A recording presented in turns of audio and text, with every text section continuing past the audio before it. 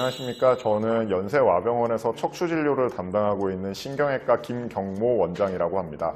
네, 오늘 제가 우리 환자분들께서 척추진료를 보러 오셔가지고 궁금해하시는 여러 가지들에 대해서 한번 간단하게 OX 퀴즈로 한번 말씀을 드려보도록 하겠습니다. 허리 디스크 수술을 할 때는 항상 전신 마취를 해야 합니다.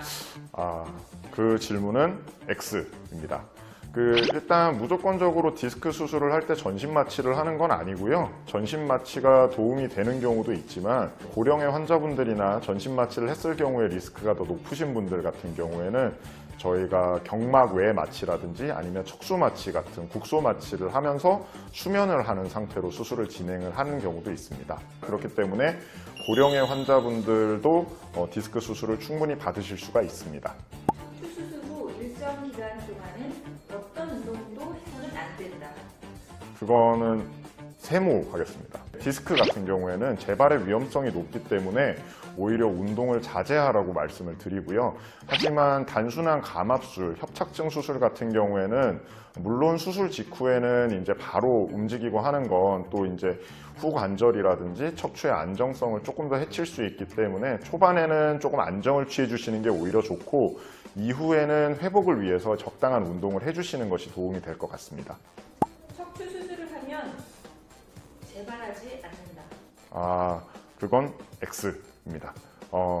척추 수술을 하고도 디스크의 경우에는 초기에 재발의 위험성이 꽤 높은 편입니다. 그렇기 때문에 디스크 같은 경우에는 저 같은 경우에는 수술을 하시고도 그래도 한 달에서 두 달 정도는 바로 일상생활로 복귀하셔갖고 심하게 운동하시거나 하는 건 조금 자제를 하시라고 말씀을 드리고요. 오히려 평소 활동하시던 거의 한 절반 정도? 그 정도만 운동을 하시고 활동을 하시라고 저는 권유를 드리는 편입니다. 미세 현미경을 사용하는 척추 수술은 절개 범위가 크게 줄어든다.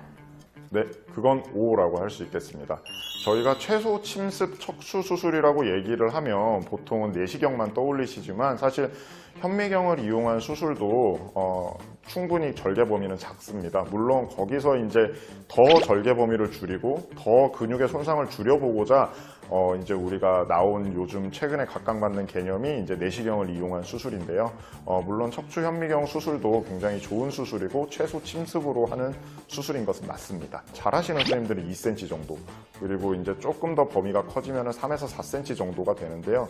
거기에 반해서 사실 척추 내시경 수술 같은 경우에는 구멍을 2개를 뚫고 약 구멍당 6에서 7mm 정도, 1cm가 채 안 되는 구멍이기 때문에 사실 절개 범위만으로 따지면 내시경 수술이 좀 더 절개 범위가 적다라고 말씀드릴 수 있겠습니다. 구멍을 어쨌건 간에 뚫고 하는 수술이기 때문에 피부에 흉터는 남지만 그래도 환자분들이 생각하시는 전통적인 그 척추 수술이라고 얘기했을 때 생기는 그 흉터에 비해서는 굉장히 사이즈가 작은 편입니다. 척추 수술한 후에는 완전히 회복된다. 그거는 X라고 말씀드릴 수 있겠습니다. 완전히라는 건 사실은 어렵고요. 그러니까 저는 항상 말씀드리는 게 환자분들이 처음에 오셨을 때의 증상이 가장 중요할 것 같습니다. 그래서 단순하게 일부 통증만 있으시고 한 분이 수술을 받았다면 수술 이후에 통증도 많이 좋아지고 금방 이제 회복을 하시는 걸 저희가 많이 보는데 일부 힘이 떨어졌던 마비 증상이 있으시던 분이랄지 아니면 이제 이상 감각, 발끝까지 막 저리고 약간 모래 바른 듯한 느낌이 계속 남으신다라고 얘기하시는 분들은 워낙에 신경 끝단이기 때문에 재생되는 속도도 느리고 시간도 오래 걸립니다. 그로 인해서 환자분들이 생각보다 좋아지시는데 시간이 오래 걸리기도 할 뿐더러 일부 증상은 끝까지 남을 수도 있습니다. 그래서 환자분들한테 저희는 완전히 좋아진다라는 말씀을 잘 드리진 않습니다. 하지만 본인이 느끼시는 삶의 질의 측면에 있어서는 엄청나게 수술을 하시고 나면 향상된 걸 본인도 느끼시기 때문에 제가 수술해드렸던 환자분들은 대부분 다 굉장히 만족하셨습니다. 척추 질환은 비수술보다 수술이 더 많다. 네, 그건 아닙니다.